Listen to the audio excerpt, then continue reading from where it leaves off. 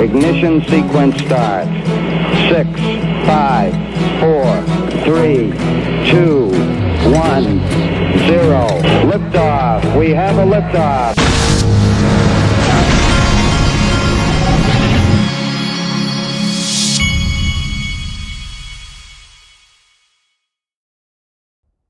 Hey everybody, this is the Digital Asset Investor, and based on everything I'm seeing and reading, we might have ourselves liftoff here in short order.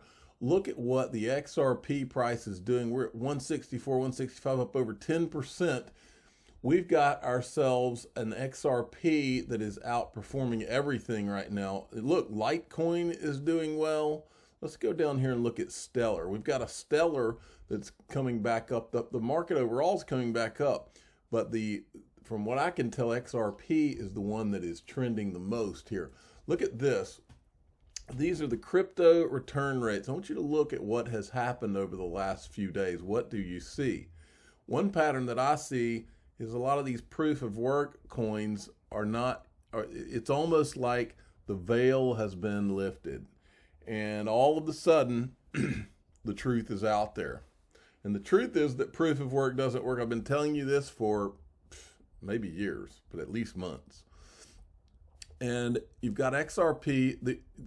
Probably in these top 8, there are 3 that are probably the top from a technical standpoint would be Polkadot, XRP, and Cardano, and those are the ones that look. We've always known that eventually the tech is going to match the reality of the returns. And that's kind of where I'm at. I mean, see, if you look down this, let me show you what else makes complete sense.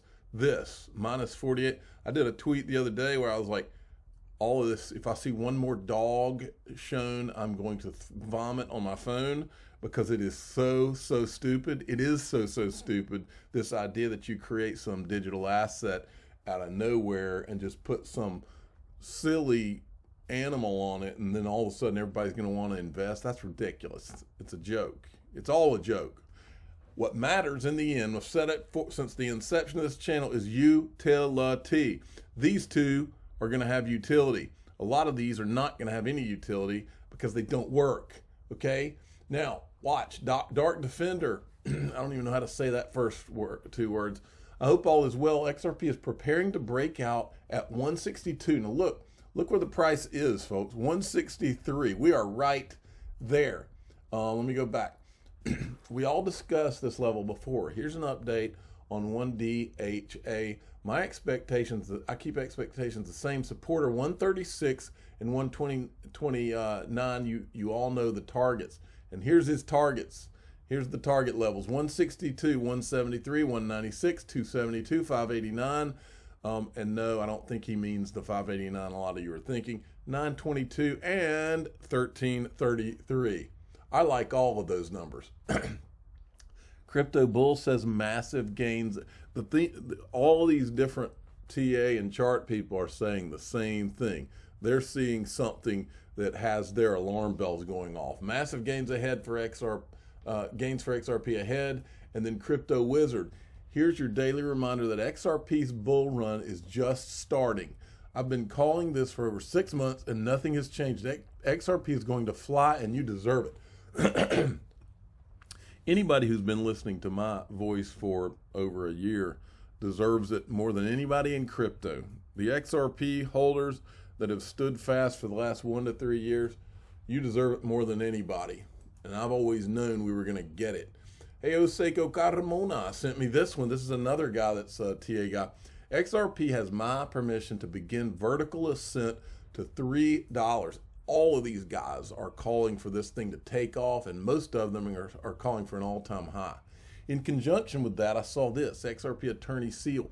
Over the past 15 hours, it appears a number of massive XRP transactions have been made between Ripple and major exchanges, including Binance, who delisted XRP, Bitfinex, I'm not sure, I can't remember that one, and Huobi, who has continued to list XRP. Something is surely cooking. Hashtags or $0 doubt.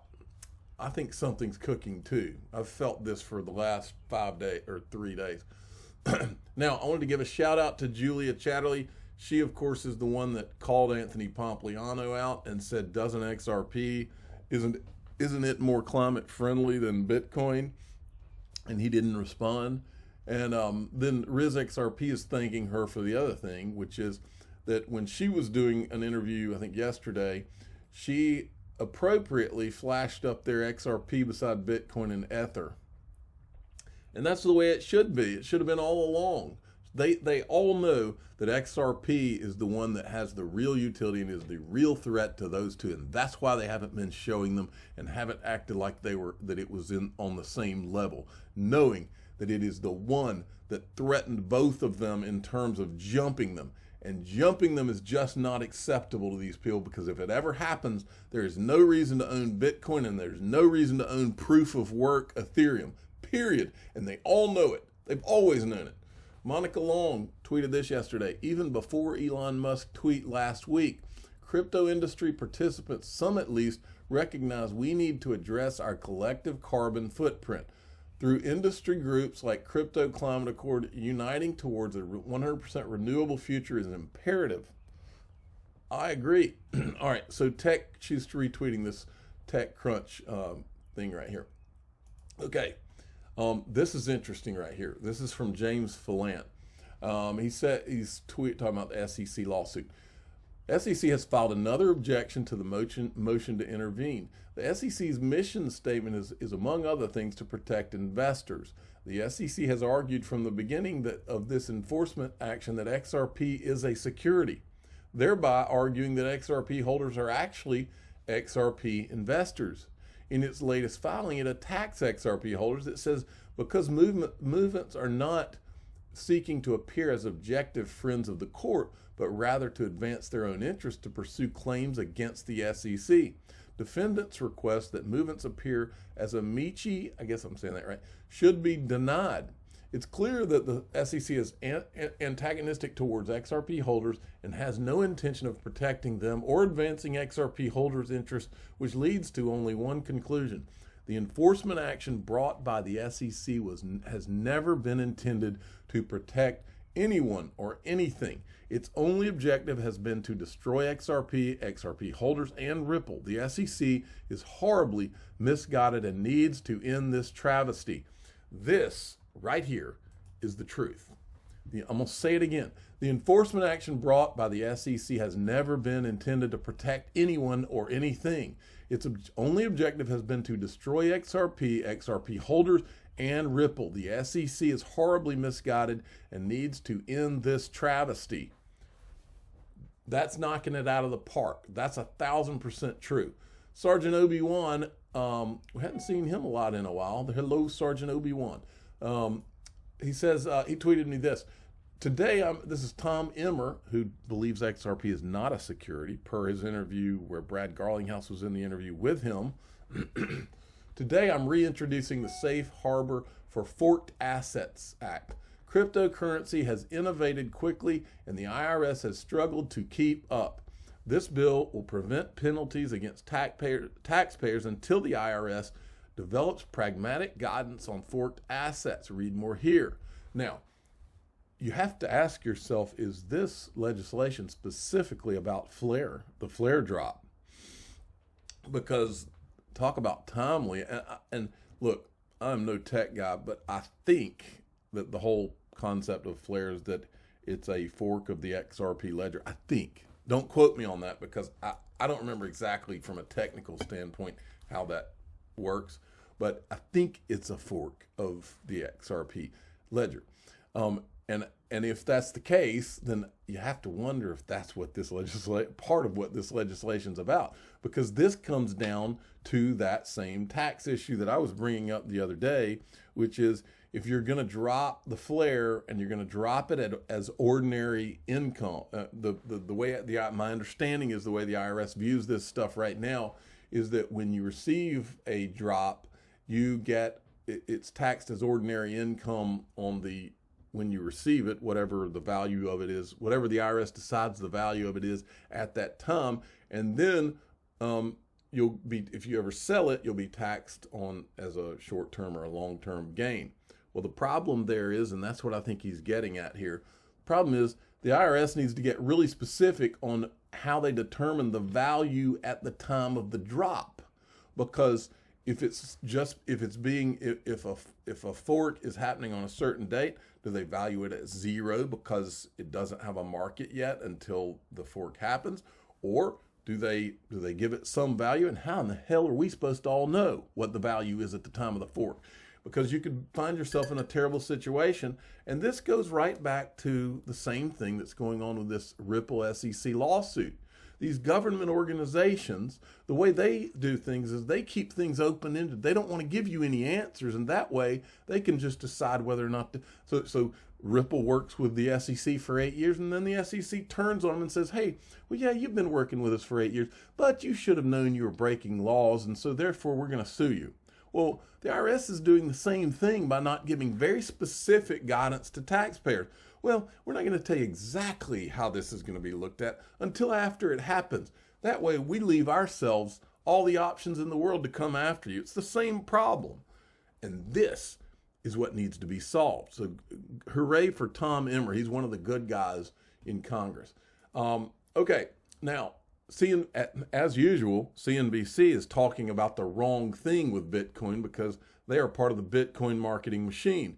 They're not doing a video on here about what they should be talking about, which is they should be talking about the elephant in the room, Elon Musk, and what he said about how Bitcoin is not decentralized and how it's got an energy problem. But instead of that, they brought their chart master in to talk about the charting of Bitcoin and where he sees it and how he, the ups and downs and all that, when instead of talking about the problems with the tech that could cause the thing to go to freaking 0 at some point. So I'm not, I was going to play some of this, but it's really not worth it. I'll show you his little chart. He pulls up a chart in a little bit and shows some of the different levels that they bound. I'll play this part. There have been 11. You can count them. Let me turn that up. 30% plus declines in Bitcoin going back to 2011. And the average decline of those is about 56%. Some have been 80, 85. Others have been shallower at 30, 35. But they all average out around 55. Were we to go down 55, we would be at the lower end of support. I think. Okay, that's a totally BS chart and argument right there. Because here's the problem, chart master. The problem is during all of these ups and downs, all of you in the media were completely ignoring and not telling the audience the problems that Bitcoin has going forward. And I'll lay them out for I'll briefly lay out something for you here from Jonathan D. This is the problem. Matt Hamilton says it right here. XRP was designed by some Bitcoin developers to be a better Bitcoin. It was designed to do the same thing, peer-to-peer payments with no central authority, but without energy usage.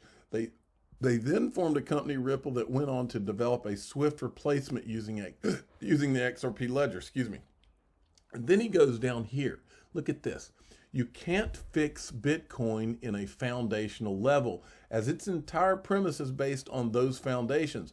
If you remove proof of work, which doesn't work, from Bitcoin, what is left? The OGs know this, hence they have to fight so hard to convince others to keep drinking the Kool-Aid. This is the problem, folks. It's got an energy problem, and it's not decentralized. It's controlled by China. And for these guys to throw up these charts and continue like it's just the same old thing is disingenuous at best.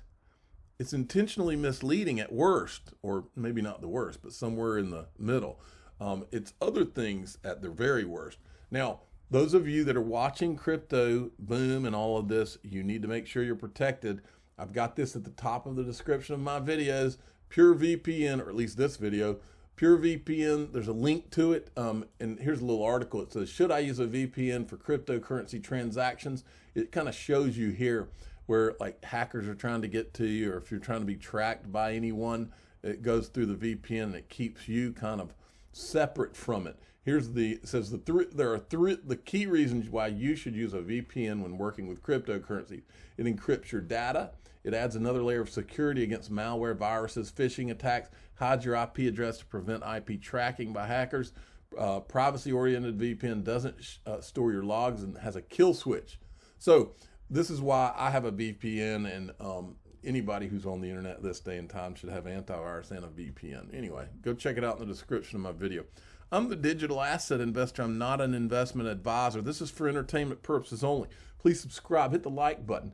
Tell your friends and family they need to have an antivirus and a